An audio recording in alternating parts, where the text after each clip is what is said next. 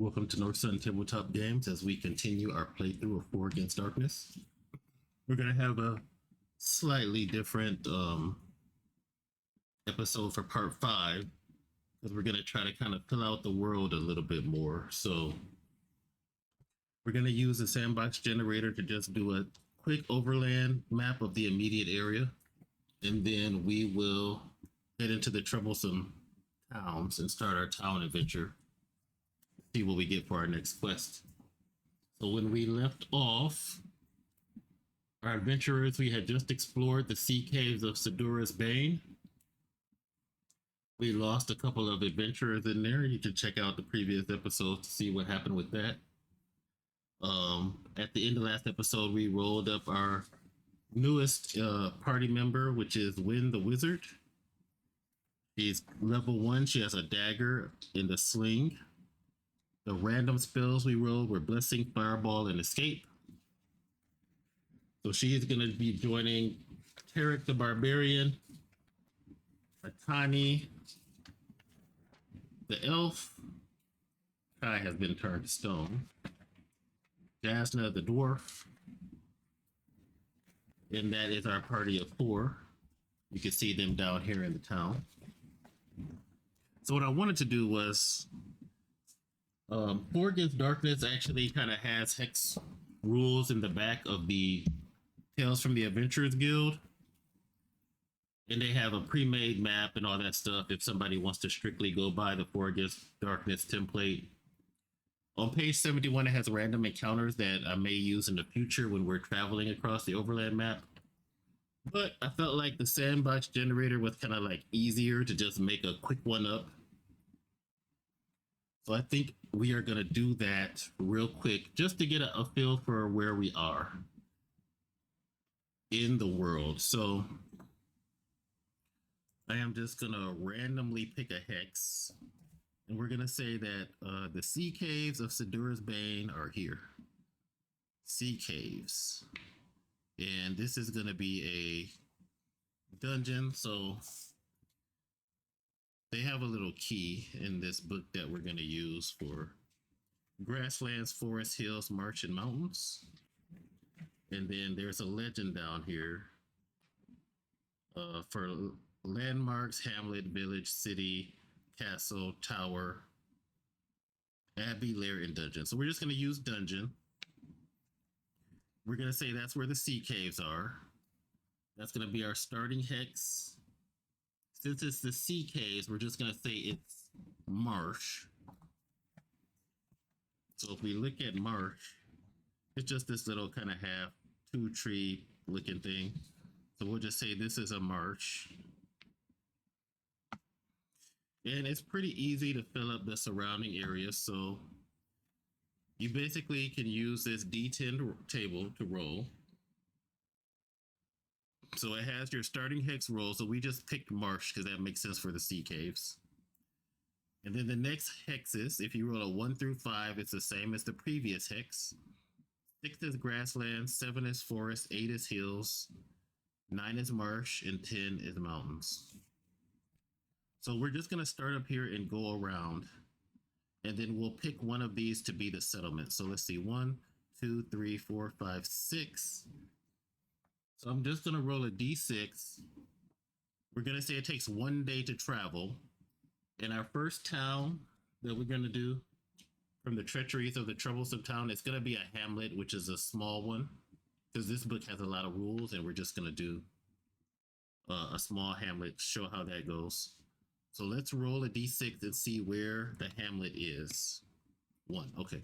So the hamlet is due north. And let's go ahead and look at the legend again. So a hamlet is just a little kind of house looking thing, almost like an up arrow. So that's where the hamlet is. And then we'll make our rolls and see what the surrounding area looks like. So let's see if the hamlet is in a swamp or not. So we're just going to take our D10. And just like what we talked about previously, we're going to be rolling against these next hexes table. So if we roll a 1 through 5, then it's also marshlands. And then if we roll any of the other ones, we'll see what it is. So, all right.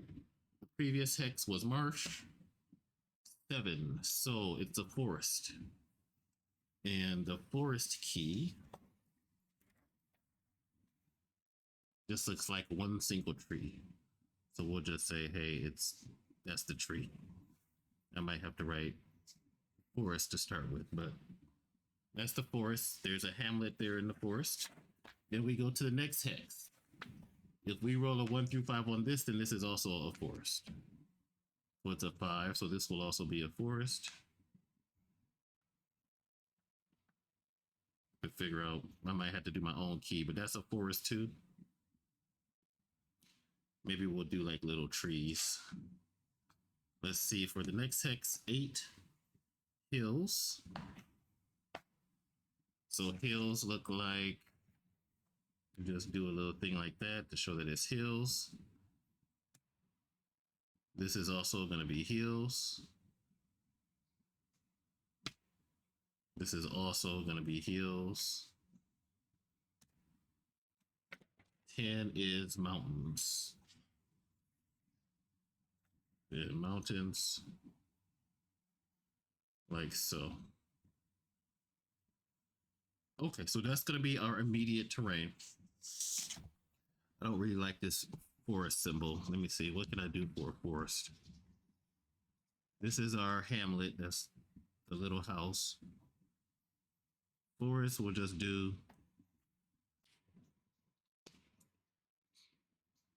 okay, those are forests. Fantastic. And that's it. I mean, it has settlements, different things you can generate in here. But for this playthrough, I just wanted to quickly go through and just kind of generate the general area. You can see it's got hex map, landmarks, settlements, layers, dungeons, all kinds of generators. Maybe one day in a future video we'll look at this, but for now, just wanted to get a basis of where we are. So we're going from the sea caves of Sidura's Bane to our hamlet, which is kind of hard to see, but there's a hamlet there. I probably could have just had the hamlet and not have it be terrain. Yeah, so we'll just make this be the hamlet. That's the settlement. And let's go ahead and let's use one more external look to get the name of the settlement. So we're going to use the iron sword. It has some kind of settlement names in the back of the book. And let's use that. Let's see. There's Irelander names. Quick settlement name. So this is a D100 table. So let's see what the settlement is called. 90. It can either be Frost or Stead, and then 58. Frost Bridge or Mornstead. Doesn't look like it's cold here, so we'll call this place Mornstead. So the first hamlet that we're going to go to is Mornstead. All right, so that's where our heroes will reside. So we'll put this to the side for now.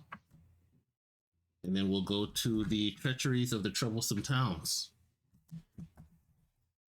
So this has 2 books, Tomb 1 and Tomb 2. Where's Tomb 2?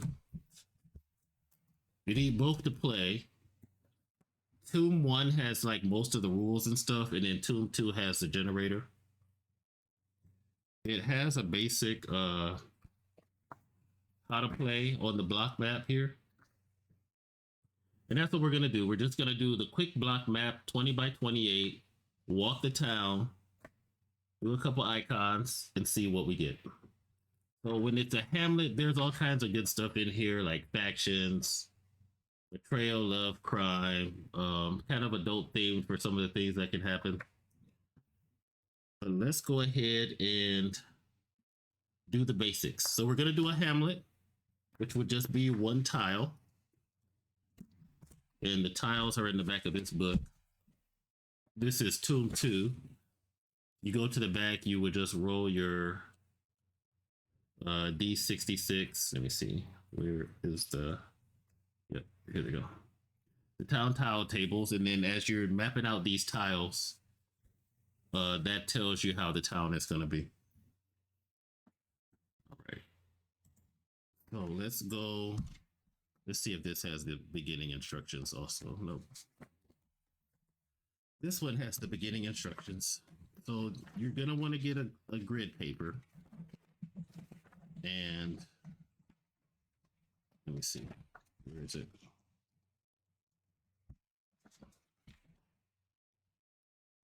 In the back. Hamlet generation flowchart. 20 by 28 square in size, divided into 16 tiles. All right, let's do that first. So you take your grid paper, and really all you're doing is going 5 squares across and 7 down. So we're gonna go 1, 2, 3, 4, 5. Put like a little mark here. 1, 2, 3, 4, 5, 6, 7. All right. So this will be the first grid. And you're gonna have 4 blocks of those. Then you take your ruler and you very clumsily try to draw a straight line. All right, that's grid number 1. Then you go 1, 2, 3, 4, 5. Let's see, we'll just put a little mark here. I am not very good with the arts and crafts, but we'll try to make it work. 1, 2, 3, 4, 5. Right, this is going to be the second semi-straight grid. 1, 2, 3, 4, 5. We just have to do 4 of these. 1, 2, 3, 4, 5. Okay. So far, so good. This will come straight down like so. And then this will come straight down like so. All right. Then we go 7. 1, 2, 3, 4, 5, 6, 7. This is the second cross section. And the hamlet is going to be a 4 grid. 1, 2, 3, 4, 5, 6, 7. And we block this off. And then one more. 1, 2, 3, 4, 5, 6, 7. Now exploring through the town can take quite a while. I tried to make one town before the video. I just did one section. But we'll see how it goes. And this is going to end up being our town.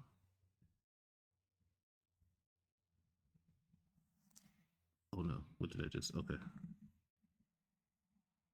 There we go. So this bottom part you could ignore. This is our 4x4 grid. So we got 1, 2, 3, 4. And you build the town just like how you would roll for the dungeon. So in the back, we follow step 1, the block map, 20 by 28. So that's why it's 5 across, 5, 10, 15, 20. That's the 20. And then 7, 14, 21, 28, 28 down. Divide it into 16 tiles. So 4 in each row. 1, 2, 3, 4, 5, 6, 7, 8, 9, 10, 11, 12, 13, 14, 15, 16. So we've got that. Now you can pick any border tile. Roll D66 on the town tiles table. So we'll go ahead and do that. So we'll pick this border. This will be the entrance. And then we are going to go roll our D66. So this will be the 10s and that'll be the 1s. We'll go to the D66 tables, which are in the back of Tomb 2. And we'll roll that up. let's see what we come up with. So this is the town creation piece. So these are the tables, town tiles. And you'll see the town tiles all have these little letters on them. When you walk through those letters, then that is going to be, it has it's an encounter. And then you look in Tomb 1 and you can see what the encounter is. So let's start with our first block in the town. Now you may only have one block. We might not go any deeper into the town with our heroes, but this one block, but we'll see what we get. So 64. All right, so we go here and we get 64.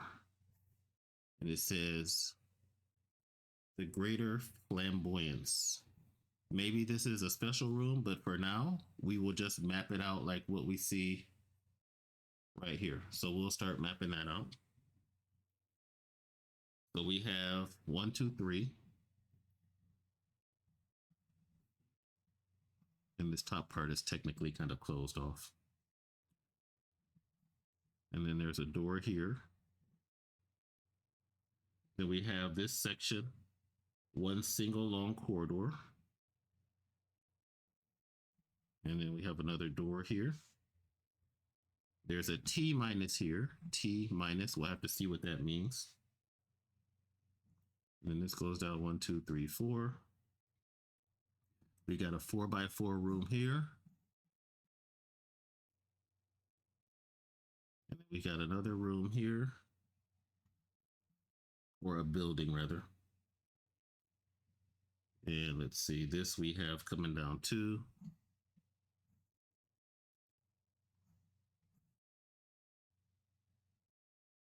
Okay, looks like this comes down here. There's a door here. There's 1, 2, 3. There is a door here. There's a door here.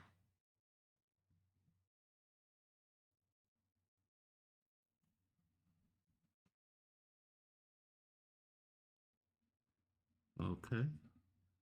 And let's see here. Yeah, so these are all, it's just one long skinny hallway with doors. 1, 2, 3, 4. 1, 2, 3. 1, 2, 3, 4, 5. 1, 2. Then there's a BU encounter over here. And then this is closed off like this. This is down here. And then this says F. And it looks like it's a bunch of water. Okay. And then that will give us 64. So we had a T minus, a BU, a bunch of water. The greater flamboyance. I don't know what that part means. We'll kind of ignore that part. But when you are going to do your first door, you have to decide like where the gate is.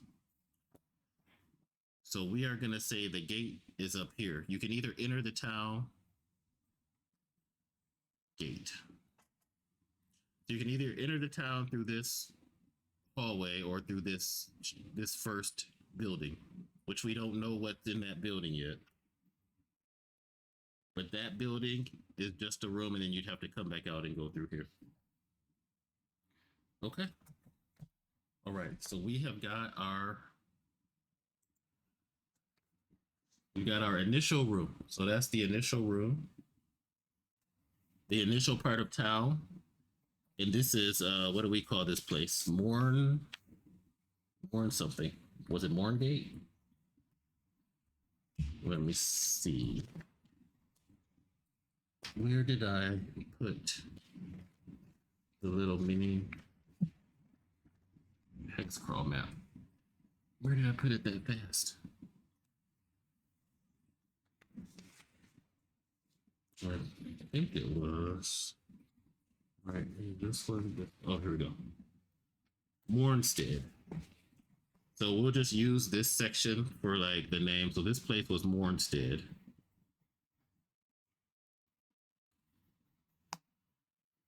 It's a small hamlet. We've got our gate, and I believe Tomb 1 has like a little intro of what you're gonna do. So let's see here. So we did our step. We have our party. We blocked the map. Oh, it might be easier if I put it under the camera here. Okay, we blocked the map. We made our starting town tile. We did our town gates. Mark your first border tile at the town gate. Okay. And the wilderness is beyond that. And then we can walk the town. Decide on your party's path in the streets. You can only move horizontally or vertically to adjacent squares, never diagonally. Play icons if we cross one of those letters, right? So if we cross the T minus or the BU, we have to see what that is. And otherwise, if you enter a room, you roll on a shop table over city room content. And then we'll see what's in the room.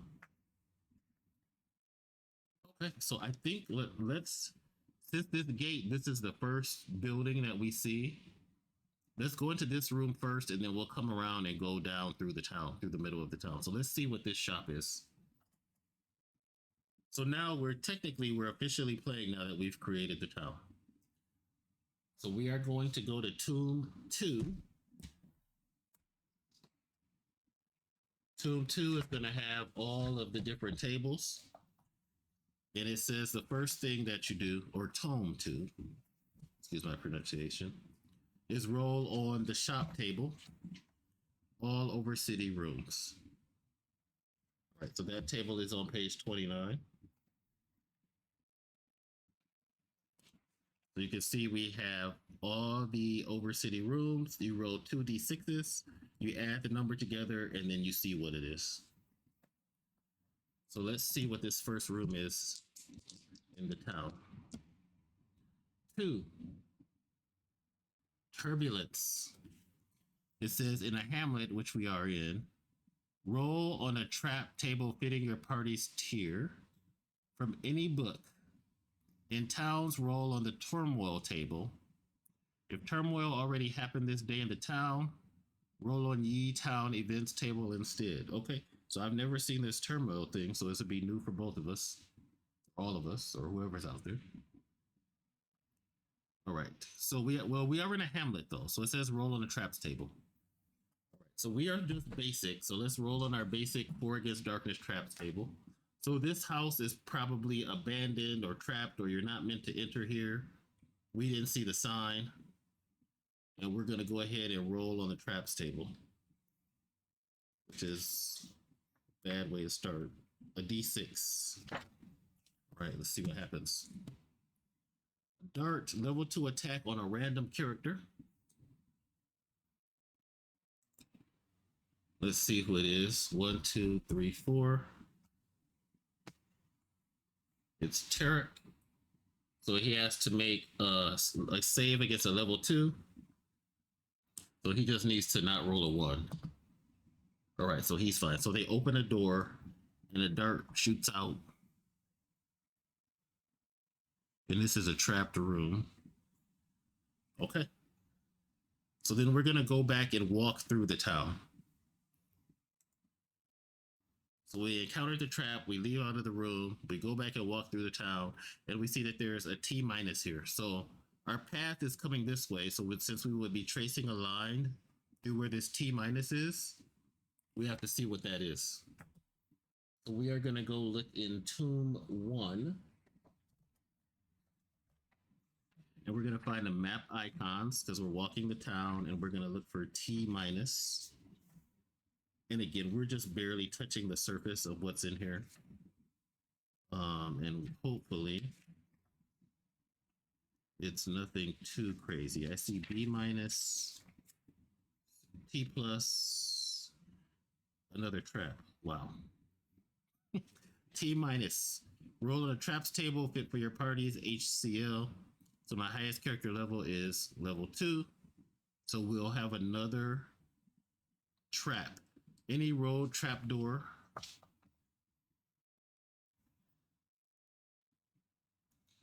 leads you to a random Undercity dungeon. There is no Undercity in the hamlet, though. Rolls can disarm the traps. Normally, traps never rearm. Mark the trap as disarmed on your map, but don't write it off. Disarm traps still count as letter map icons for turmoil, etc. Okay, so there's a trap, another trap as we go into the town. 2. Let's see what a 2 is on the original Fragrance Darkness Traps table. Poison gas attack on all the characters. All right, so there is a foul stench in the town. It's a level 3 trap. We'll start with Win. She has no armor, so she has to roll a 4. She's fine. Jasna needs to not roll a 1, I believe. She's fine. Tarek, a 3. He takes 1 point of damage. And then Atani needs a 4. She takes 1 point of damage. All right, so for now, I'll just put a 1 here for now to show that they took a point of damage. So that means Tarek has 8 life right now, and Atani has 3 life, unless they decide to heal. All right, so we continue through the town. We're not liking what we're seeing so far. We have a choice. We can either go into this building or to this building. So let's go into this shop and see what we have. We roll on the shop table again. And there's also stuff for like the denizens of the town, you know, there's a ton of stuff, but this is just the basics. You walk through the town. So our path has kind of taken us down through here, over to here. We're gonna roll on that town table again. Oh my gosh, that's another trap. This is kind of bad. Should I re-roll that? I'm not gonna re-roll it. It's another trap in here. Let's see what kind of trap it is. 4. So maybe we entered the town and the town is like, we entered the bad section where thieves and bandits have been running wild. Trap. A bear trap. Level 4, hitting the character leading the marching order. So I guess I technically didn't really do a marching order, but I would probably have had Tarek in the front. So bear trap, he has to roll a 5 or higher to avoid it. He gets a 5. He's fine. All right, so we're gonna go ahead and put that there is a bear trap in here.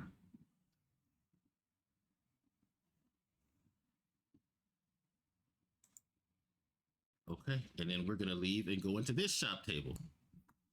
And do I need to get different dice? Okay, let's roll the blue and the purple and add these up. So we are now in this room. And let's see what we get. A 5. Okay. 5 on the Troublesome Town table is an ambush. Roll on the NPC threatening troublemaker table. This is not a friendly town. So NPC threatening troublemakers. That table is on page 110. This is not what I expected. I just wanted to go to a shop. All right, so we got 1, 2, 3, 4, 5, 6, 7, 8. So we're gonna roll a D8. We'll see what threatening NPCs are in this room.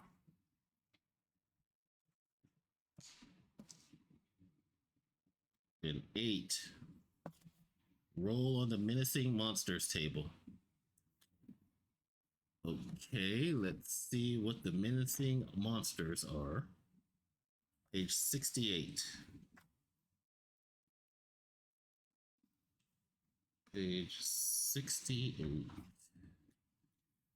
So the menacing monsters table is filled with all kinds of crazy things, and it's a D86. So I guess let's see, is the 8 the ones?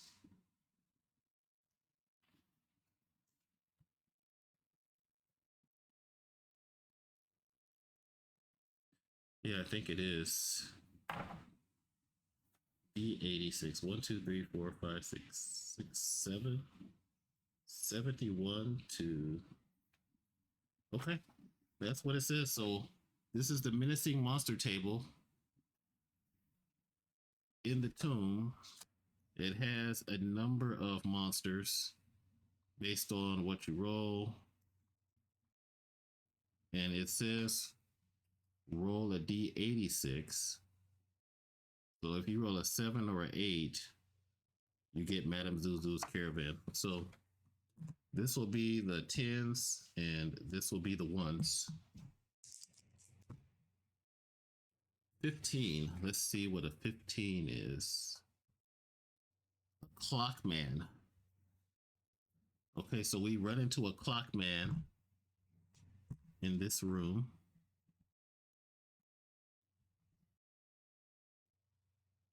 And he is highest character level +4. He's a weird monster automaton. So he is going to be a level 6. He's got the highest character level +3 life. So he's got 5 life. All right, so let's try to get ready. Okay. Let's try to get ready. I wasn't expecting a fight in the middle of the town, but the bad guy has 5 life. It's a level 6 monster. He's got 2 attacks. He never checks morale. Treasure D8 tech bits worth 20 gold pieces or 1 gadget point from W&A. I don't think I have that. He's immune to sleep, mind spells, and poisons. Clockman's powered blades ignore shields. Roll d4 at the end of each of the Clockman's turn. If the roll is lower than the turn's number, it explodes. Then, when the Clockman explodes, every party member who fails a level 5 Dragon Breath save, rogues and fire elves add level suffers d6 damage. You can absorb damage points by sacrificing an item carried per damage point. Gnomes, artificers, techno dodos, and scientists can attempt to pickpocket the treasure of an inactive Clockman. Roll for each item. If it fails, the Clockman attacks, hating the pickpocket.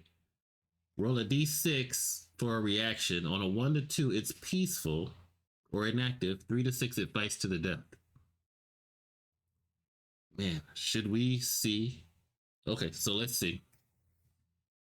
Let's get these guys' life out. So he's got 8 life. Terry's got 8 life. Let's see. And then we'll get rid of this since I put the life out. And Atani's got 3 life. Win, the wizard, has 4 life. And Jasna has 8 life.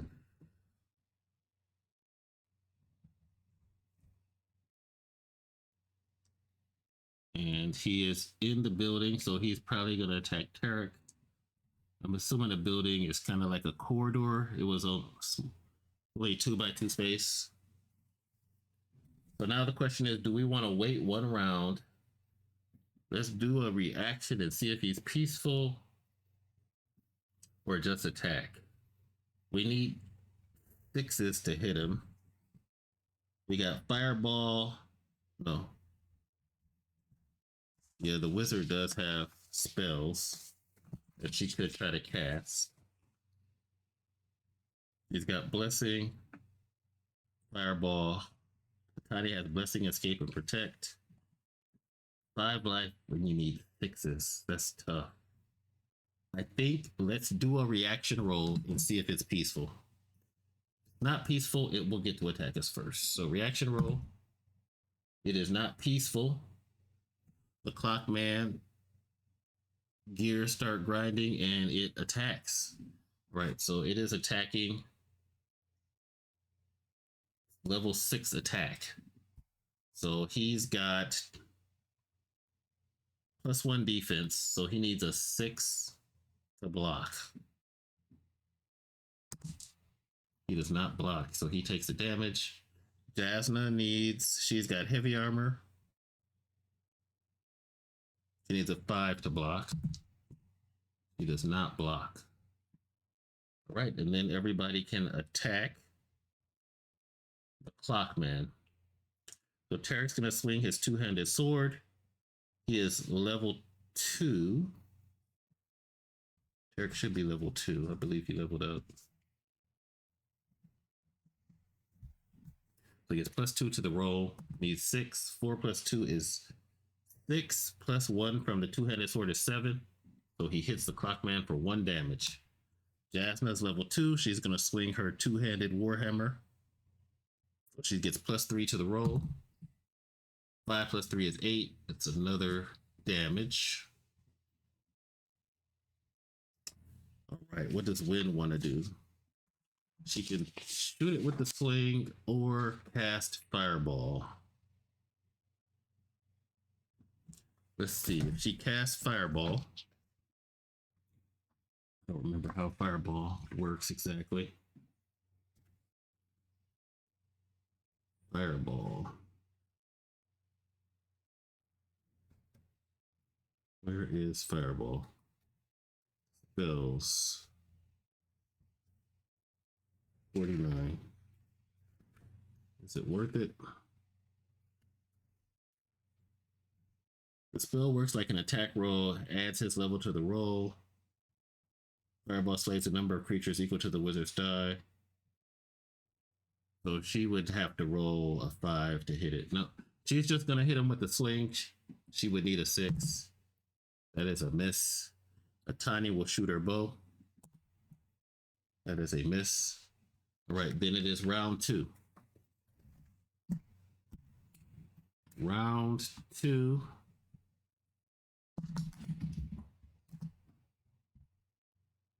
And the Clockman does something. The Clockman Power Blaze roll D4 at the end of each of the Clockman's turn. If the roll is lower than the turn's number, it explodes. Oh, that sucks. So we get to roll a D4. And if we roll a 1, it explodes. A 2. The Clockman does not explode. Okay, so then Tarek's going to attack. Two-handed sword. 4 plus 3 is 7. The Clockman has 2 life, which means it goes down a level because it's more than half wounded. So now it is a level 5 enemy. Jasna will hit it with the Warhammer. 4 plus 3 is 8. It's down to 1 life. Okay. He's going to try to hit it with the sling. That explodes. 6, 7, 8, 9. -1. And Win hits it with the stone, destroying the Clockman. And our heroes survive. This is a weird monster, which also counts as a boss. So we can see if somebody levels up. So let's see if Win levels up. Since she got the killing blow. She does level up, so she's going to become a level 2 wizard. So let's get her stats out. It gets D8 tech bits. We're 20 gold pieces each. So 7 tech bits, so that's going to be 140 gold. We will give that 140 to Win. So she's going to get 140 gold pieces. Okay. And that thing is destroyed. Okay, so she leveled up. And that is, we're in a very dangerous part of town.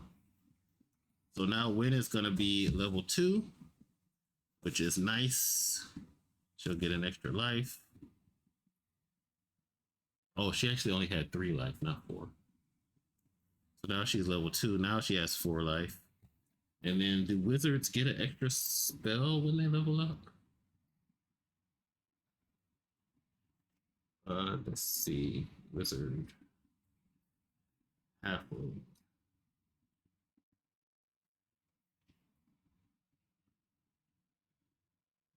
Two plus 2. Yep, so he's got 4 life.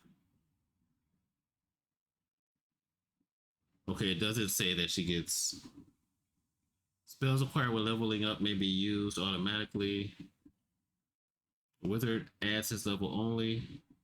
The wizard begins the game with 2 spells, 1 spell per level. So she does get another spell. We'll roll randomly on the spell table at the back and see what spell she learns. Because we like to just do random rolls. 3 lightning bolt. I'll take that. That doesn't sound bad. So she's got lightning bolt.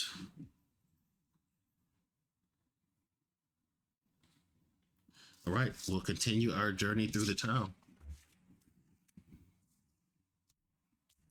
All right, so far, traps, poison dart, poison gas, bear trap, and this clockwork weird monster boss guy. So we can't get to this area of the town without coming in through somebody else. We can come back out. We can go into this room. If we go one more over, we have to see what a BU is. But let's go into this room first.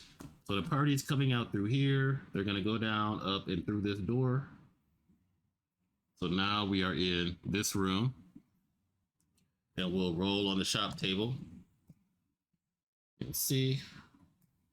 Let's see. D66, 1s and the 10s. Let's get rid of some of these. Nice.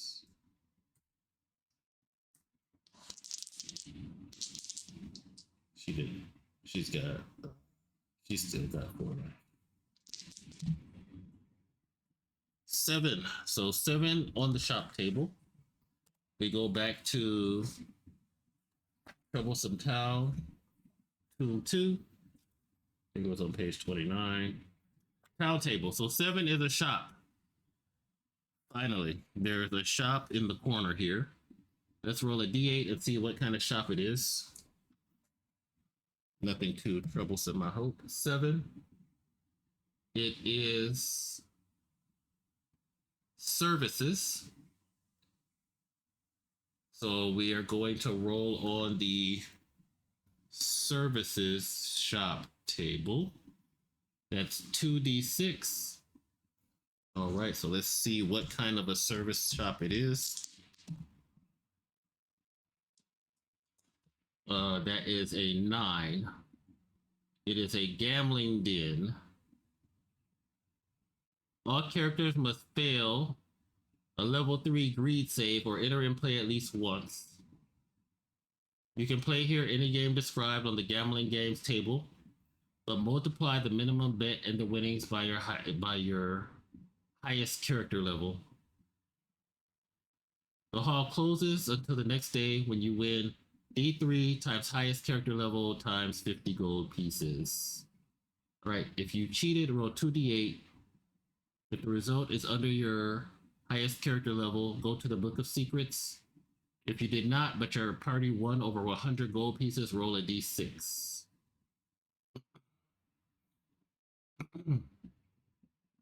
Gambling den. All right, so there's a gambling den here.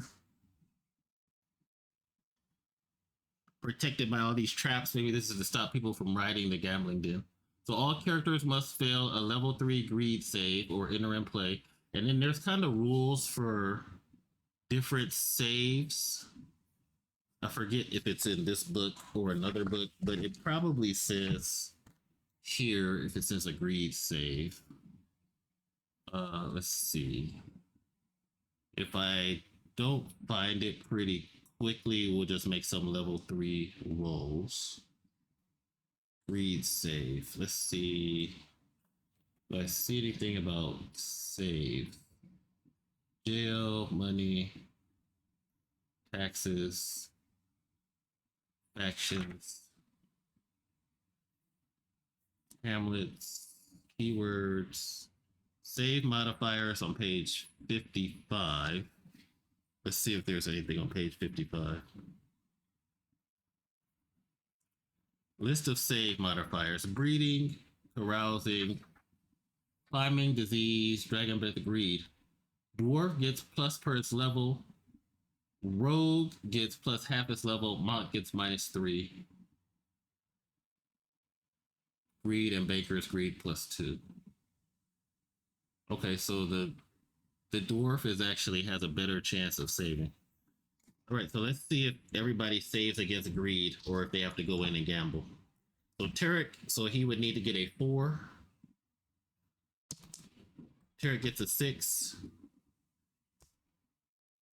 Jasna the dwarf, she needs a that's not a 1. She's fine. Win doesn't feel greedy, and Atani does not feel the need to go in. So the gambling den, all characters must fail. Oh, they have to fail a level 3 greed save, not pass it. So they actually wanted to roll low. They didn't fail. No, wait, am I reading that wrong? If you fail the save, you have to enter. So none of them have to enter.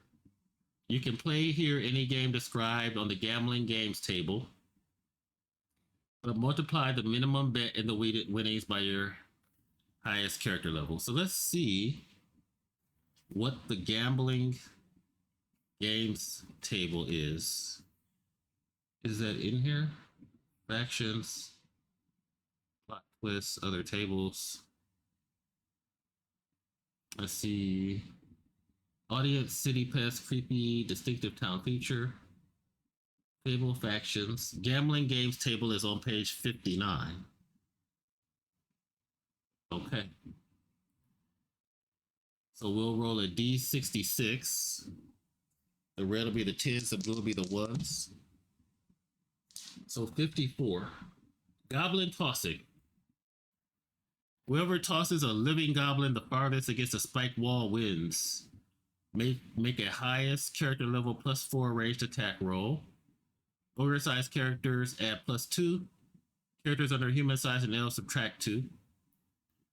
Bets cost 5 gold pieces. If you win, gain 15 gold. All right. So does Turk, when I try to toss a goblin, he'd have to roll a 6 on a ranged attack roll.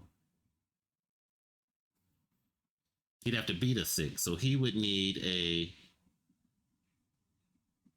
level 2, 4. He'd need a 5 or a 6. Why not? Tarek's going to try to toss a goblin while he's in there. It's going to cost 5 gold. He needs a 5 or a 6. And he cannot toss it into the spike pit. The crowd boos him. He loses 5 gold. He had 302. So he is down to 297. Okay. So they know there's a gambling in there. They all pass their save, so we don't have to buy anything. And then we will come out and head down here. So we'll come out, we'll pass the BU.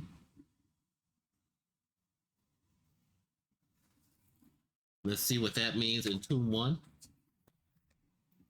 So we go back to Tomb 1. They leave the gambling den. And what I can do is, I don't know if I should put a 1. I'll put like a 1 here. And then I'll put a 1 over here and just say gambling den.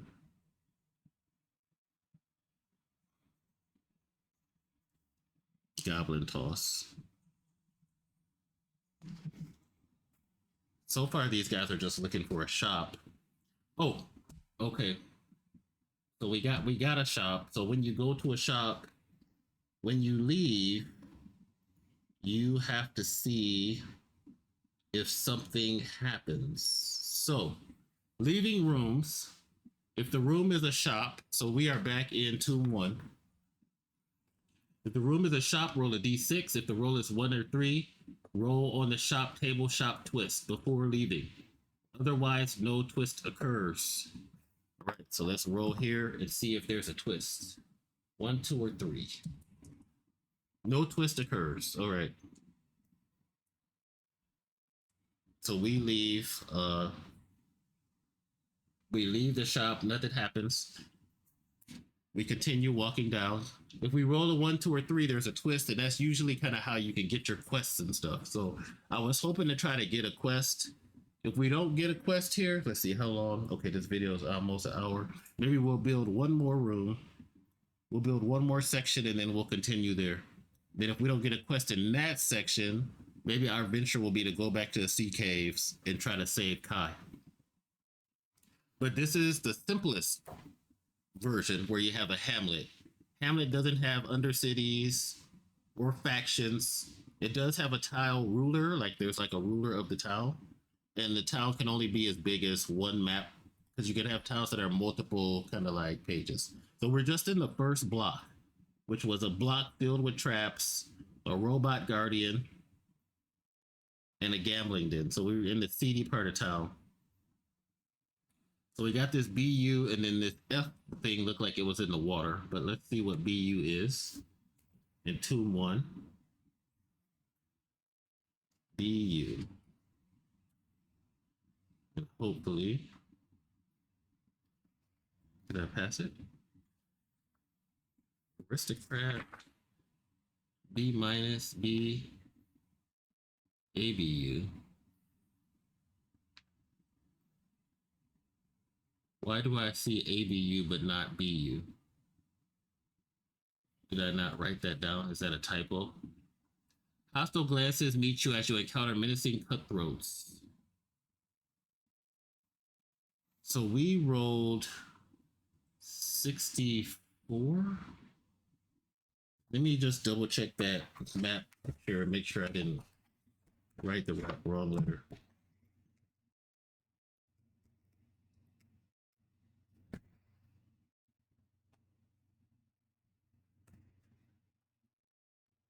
$64. It just says BU. Does anything say ABU? Is that what's...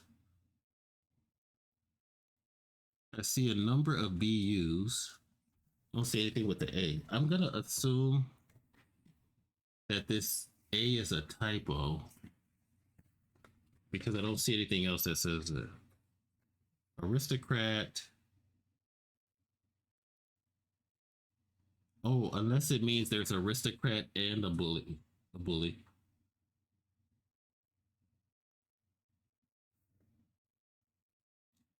There's a B. You meet a random boss. Not that. There's a B minus. Door. Let me just keep going just in case there's one letter that's not in alphabetical order. Guard, hatch,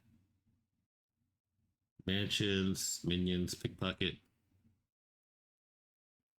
trolls, traps, weird monsters. Yeah, I'm gonna assume it's BU. So it's a bully icon. Hostile glances meet you as you encounter menacing cutthroats. Roll on the NPC threatening troublemakers table to see their type. Pick a character to make a bullying save against the bully's level each time you enter this square. This character makes a save for the entire group. Troll or ogre-sized characters always succeed. Barbarians add half their level. Also add +1 for their commanding presence. Negotiator or terrifying savagery skills. Halfling size or smaller characters, mutant damsels in distress. Elders, prisoners, and beggars always fail. If the save fails, the entire party must either pay 2d6 gold per character, flee from the bullies, each party member loses 1 life, or fight them. The bully's profile is unspecified. Roll on the NPC threatening troublemakers table. If the save succeeds, the entire party can pass unharmed this time. If you have rolled an exploding result, the bullies were harassing a poor starving fellow, dying in a gibbet or a gibbet. You can walk by or open the cage. If you let them out, roll on the gibbet sub-table. See the zillionth sub-tables in Tomb 2. Okay, so a bully roll. So first, let's see what it is. Threatening troublemakers table in Tomb 2.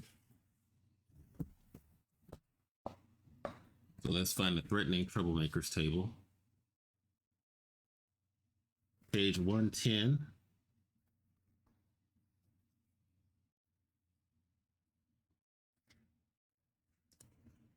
And then we will roll a d8. 5. Roll on the NPC Toothless Thieves table. Let's see, Toothless Thieves. Yep, that's on the next page. Roll a d8. 7 is pretty high. Goblin King. Uh-oh. Maybe it's some relative of the goblin we tried to throw. Roll a d6. 1 to 3 greedy goblins. 4 gobbleflings, 5 noblins, 6. Okay, Relfins. Doesn't say what these are. 1, 2, 3 greedy goblins. So let's roll a d6 and see what it is. 4, it's gobberflings. And let's see. Gobbleflings, and I don't know what those are. Are those in this book? It doesn't say what level they are. Gobbleflings. I'm going to assume that we do this d8 plus 2. Level 3. Oh, level 3. It's level 3 minions for the greedy goblins. So we'll say they're level 3. So he's going to get a plus 2 to the roll. He's level 2. Half of his level is plus 1 plus the barbarian. It was like intimidation. 3 plus 2 is 5. So we will intimidate the gobble things. So BU is gobble things. Gobble flings. And we are able to pass them by as Tarek scares them off. And we continue our journey. So we head down here to the edge of the map. There's no other rooms. So when you do that, you will get a D66 and re-roll. So we could probably decide to go this way or this way. So we'll keep heading south. Now there is an F here, which is in the water. I don't know if you can go. I thought that was water, but let's see what F is. Feature icon.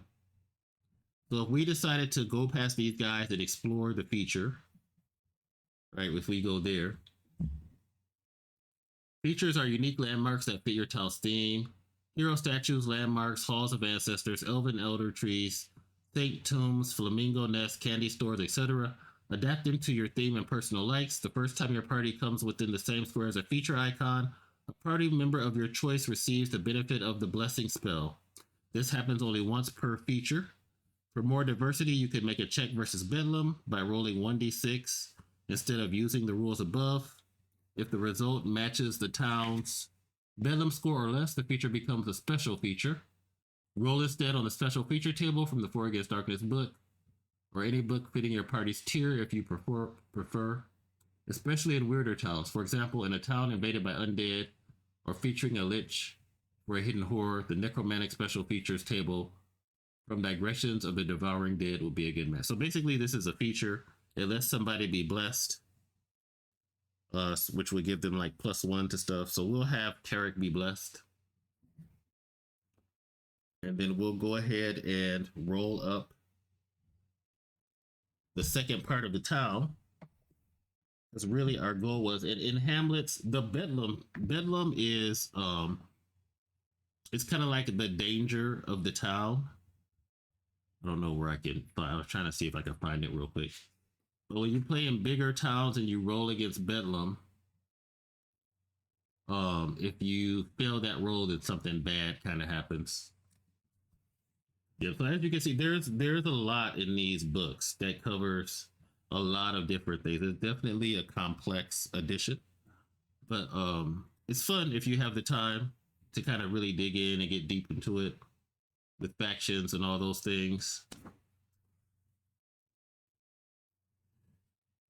All right, so we left the room, we left the gambling site. So now we're going to add a new tile because we reached the border.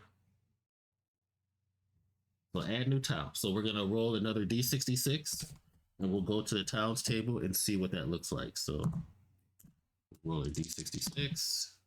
We got a 34. We go back to the other tome. We look for 34 in the town tiles. And we get this tile. So this one looks like it is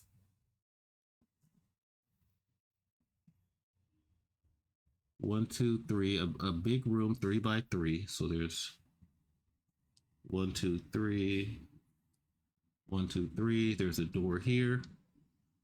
There's a BU here. And then down here, there's small room for 4 with the door over here. There's a P here. Another room here. And then there is a T minus right in front of that door. There is a star after that. There is a T minus down here. It's a lot of traps. There's a T minus down here. So we know that those T minuses are traps, and we know that this is a bully. So basically, if we wanted to get to this room, we'd have to go through the bully, see if we pass an intimidation roll, or we can come down to this shop and see. Or we can back up and go this way and not explore this town and see if we want to see what's to the east. I think let's see what's to the east before we decide. 46. All right, so to the east, there is a 3x3. 1, 2, 3. There's 3x3 here. Like so. There is, and I think this is going to be a door out of the gambling den that we missed. A door here. This comes down 1 over 2. And then there is, this is all closed off up here. There is a door here. There is another room here with 2 doors. There is a door here and a door there that leads further into town. There's a door here.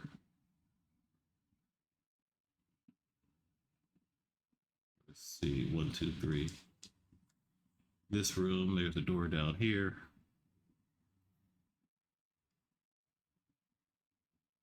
And then there is a door down here. All right, so basically if we go to the east, there's a lot more rooms to explore. Let me see, I can show a little bit closer.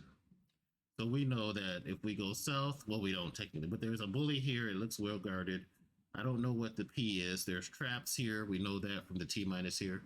But if we go back into the gambling den and go this way, there's more potential shops. So I think that's what we'll do. Now that means we got to go by these gobble themes again, because our path had kind of brought us down here. And when I connected these 2 tiles, it looks like the door, the only hallway is up here, which would just add another door here. So we'll go back up through here. We'll go past the gobble fiends. He does intimidate them. And when you roll an exploding 6, there was an optional rule to help somebody. Let me see if I can find that.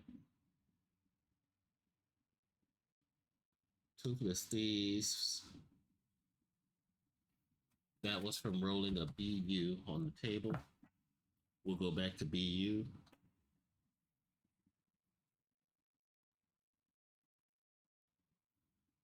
If we let them out, we can roll on the Gibbet subtable.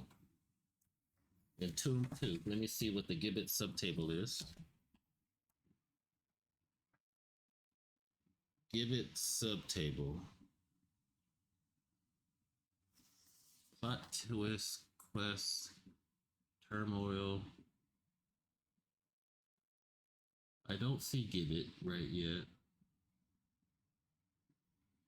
Toothless Thieves, plot twists, quest conditions, random icon, town tiles, other tables, town folk ethnicity, town treasure, turmoil table, zillion subtables, page 153. You mentioned zillion subtables. Okay, page 153, and then under that, there's supposed to be a gibbet subtable, which is 2d6. Oh, okay. So let's go ahead and roll a 2d6, and we'll see under the gibbet sub. So we went to the zillion subtables, and then there's a gibbet subtable here. We roll 2d6 and add it up. It is a 5. It's dysentery. The former captain will die unless escorted to another town. 1 life, defense -2. Get 3d6 gold pieces if he gets there alive to be executed. Option CCC, roll on its prisoner table. Okay, so CCC is probably another 4 against darkness book. And somewhere in here they list out all the books and the acronyms, but I don't know where that is. But we're just gonna release them and keep going. We'll go back through the gambling den. We'll pop out here and we'll go into this shop. So we'll go into one more shop and then we will wrap it up there. All right, so that means we're gonna roll on the shop table. In Tomb 2, that's a 7. That is gonna be a regular shop, I believe. Shop table on page 29. 7 is a shop, and then we'll roll d8 to see what kind of shop it is. It is a 4. It is a guard post. All right, so this is a guard post here.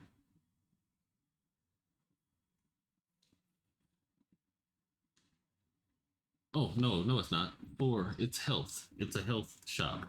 4 to 5 is health. Okay, hold on. That's health. Looked at the wrong line. So then we'll go to the health shop table and roll a d6. 5, it is an urban altar. Roll on the gods of Norendal table. Once per altar, a character who offers their most precious possession, at least 50 gold pieces, will receive the deity's benediction if they roll d8 over their level. See chapter 4. Should the roll fail, the character suffers the deity's curse. If they have any negative alignment placed with that deity, you can always play the idol's kiss there.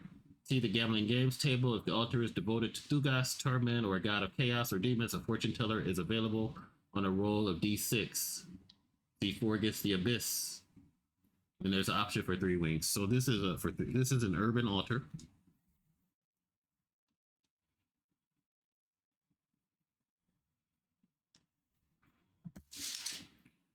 And we can see which god it belongs to. So the gods of Norendal table is on page 61. And that is a D66. 22. It's a god of death. Roll, where's the gods of death table? Gods of peace table, gods of life table. I don't see gods of war table. A D6. 3, Kra, the god of strength. So we'll just put Kra here in case we want to come back to that. And then they're not going to hang around in there. We'll see if there's a twist. 3. So if you roll 1 through 3, there is a shop twist. And we get to roll on the shop twist table. Shop twist table. Let's see. Plot twist. Do you roll on? Let me make sure what table you roll on. Go back over to Tomb 1, leaving. Okay, roll on a shop's table, shop twist. I don't see it. All right, shop table, shop twist. Shop twist. Okay, page 35. All right, let's see what twist we get. It's 3d6, so 3 through 18. 2 and 3. We can move these away for now.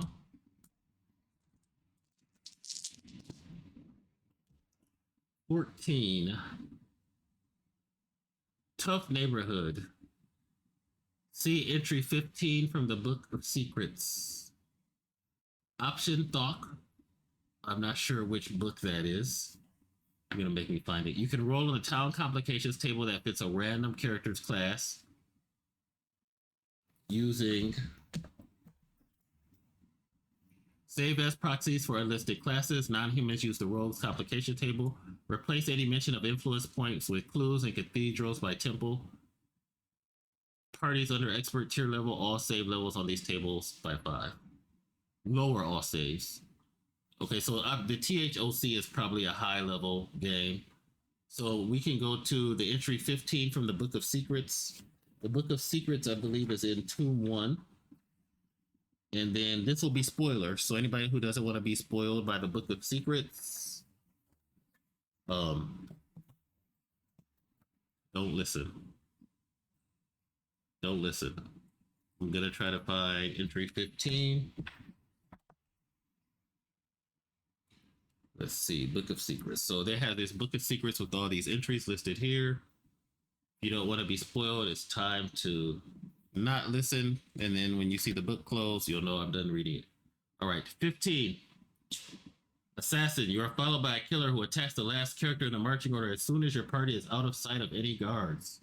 If you have the maniac keyword, activate a crazy collector who is the killer hunting you. If not, but you have either Nemesis or Blue Mingo, go to entry 54. Otherwise, you must fight this assassin sent by your enemies.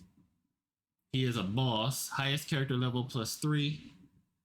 Highest character level plus 3 life. 2 attacks. Always surprises. Town treasure plus 1. If you have the soldier's keyword, the killer has a flintlock pistol. Subtract 2 from all defense. The pistol can be sold for 25 gold pieces. All right, so we don't have that. So it's an assassin. He's level 5.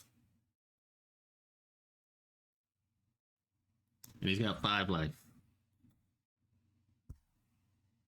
So he's got 5 life. He's going to attack the person in the back. So I'm assuming he gets 2 attacks.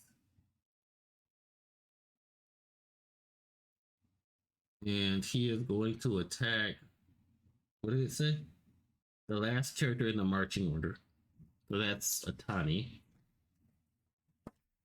So we get attacked by an assassin. He gets a surprise. Last character in the marching order. He gets 2 attacks. This is like, it's a pretty big room. Let's see who else he attacks. 1, 2, 3, 4, 5, 6. 3.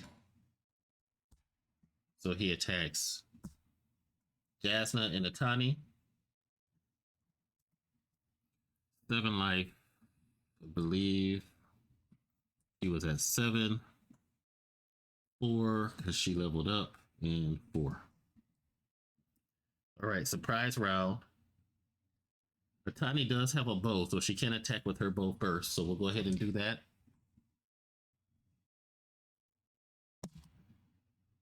Two. He's level 5. That is a miss. Does she want to attack with the sling? No, she won't. All right, so we'll roll his attack against her. She's level 5. He's got +2, so she needs to roll a 4 or higher. Oops, 4 or higher. Oh, she takes a damage. Tani needs to roll a 5 or higher. She's fine. Tarek will attack. That explodes. 6, 7, 8, 9. 10, 11, 12. So 12 damage. It takes him down to 3. Fantastic. He took 2 hits from that. Jasna will hit him with the Warhammer. She gets +3. 5 + 3 is 8. That's a hit. He's down to 2 life. So now he's a level 4. And then Wynn will cast Fireball. Does she need to cast Fireball? She doesn't. She'll use her sling at -1. And that is a miss, but good thing she didn't do fireball. All right, then it's round two. We'll go first. Out of surprise round, Tarek will attack him again with a two-handed sword. That is a miss. Jasna will attack with a two-handed warhammer. 2 plus 1 is 5, so 1 life left. Attack with the sling. That explodes. 6 and 1 is 7. She'll kill this guy with the sling, and he is also a boss.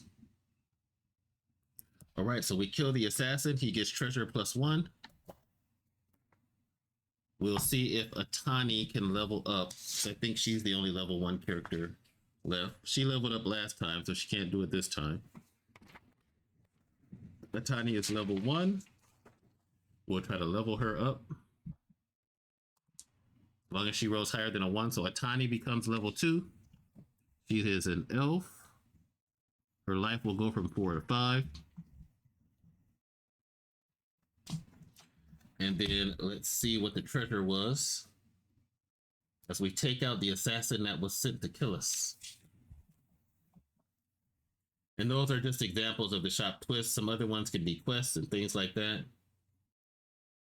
But so far, this has been a rough little hamlet. Not safe at all. And he has town treasure +1. So then I just have to figure out, where is the town treasure? Town treasure table, page 139. So we'll go to page 139. Let's see what our group gets. Right, 139. That is a D6. Okay, D6, let's see. 2, it's probably not that great. 4d6, highest character level gold, or d6 common items worth 20 gold pieces or less each. So 46 times highest character level, so 46 times 2 in gold. So let's see what we got. 1, 2, 3, 4.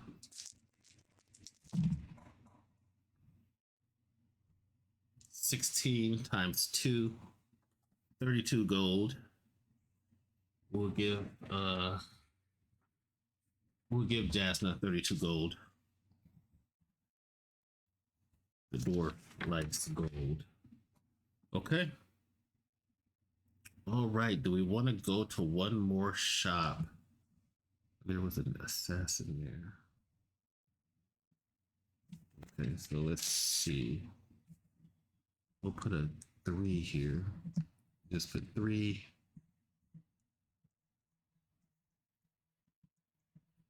We're just noting what happened there in that room.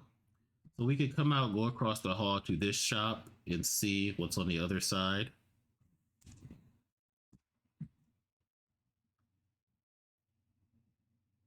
Yeah, I think, or do we pause there? Yeah, I think for now, maybe we'll, yes, yeah, no, this video is getting a little bit long. All right, one more room. We'll do one more room. So the group is gonna come across here to this room. We will roll on the shops table. We'll see what's in here. 8, it is a shop. We'll roll a D8. D8 is 6. Services. And let's see what kind of service shop it is. That's 2d6. 9. 9. It's another gambling den. All right, so this is a gambling den. D.den. We know that we would have to make a save. Let's go ahead and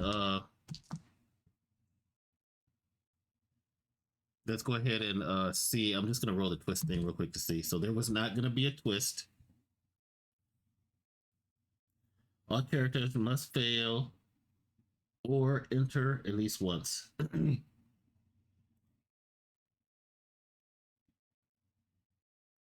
All right, so let's see. I'm still not 100% sure about the greed save. if I'm failing the save or passing it. But we'll see if Tark passes. Level 3, 4, he failed. The dwarf passed. Wizard failed. So these two passed.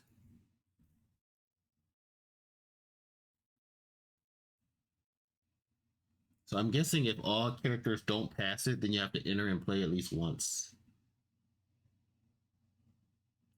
You can play here, but you have to multiply the minimum bet in the winnings by once. Okay.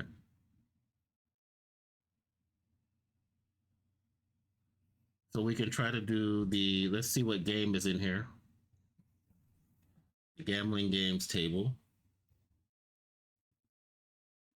Page 59. Our adventurers do have plenty of money, so E66, that is the burning hat. In random order, the participants put an anxious worm squid over their head. Those who shout as its acid drops in their face fail. To play, bet 10 gold and make a level 5 calm save. Beastmasters, conservationists, druids, martial mystics, and monks at half levels. If you fail, lose D3 life from the acid and make a level 5 pain save. Barbarian endures at half their level. If you fail again, you lose. If you succeed the pain save, you keep playing. Start again with a new calm save. Your character loses 3 or more life from the acid. Their face is permanently disfigured, causing them a -2 penalty to seduction and wooing rolls. Using magic, sleep spell to calm the squid counts as cheating and will be spotted unless the caster succeeds a level 5 pickpocket save, causing the gamblers to attack the party. Roll twice on the NPC wrestling hat. In random order, the participants put an anxious worm squid over their head. Okay. To play, bet 10 gold and make a level 5 calm save. All right, so this seems a little complicated, but let's say Tarek failed and Atani failed. So they have to play once in random order. So let's see if he makes a level 5 save. He does not.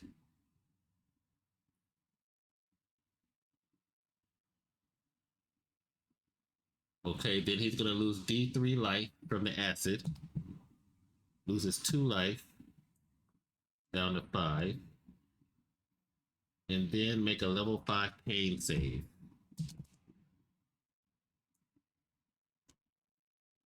Four. Does he get to add his level to this? I don't think so. So then he loses. Let's see if she can do it. The burning hat. She fails. Level 5 pain save. They both lose. So they both lose 10 gold. And maybe I might have done that wrong, but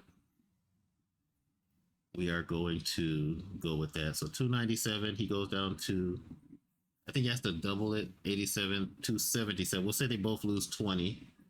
And Atani has 150, so she goes down to 130 gold. All right, and that's it for the gambling den. Now, there are tables. We didn't get a quest yet, but we'll pick up and continue there next time because this video is getting kind of long. If they don't find a quest in this next area, then we'll probably go back to the sea caves. But the book has a bunch of different quests you can get. And normally either when you go into a shop twist or some other thing will let you potentially have a quest. So when we return, they'll keep exploring. There's 1, 2, 3, looks like four more rooms in this section that we can look at. So we will pick up there. All right, that is intro to the treacheries of the troublesome towns. We are exploring Mornstead Hamlet. Like I said, we did our little mini overland map to kind of show where we are. We're in Mornstead, the sea caves, we're here. And we're trying to see if we get another quest. There's mountains to the east, some hills. and forest or mountains to the west, forest to the east. All right. Thanks for watching. Feel free to like and subscribe and comment below. All right. Thanks again. Have a great day.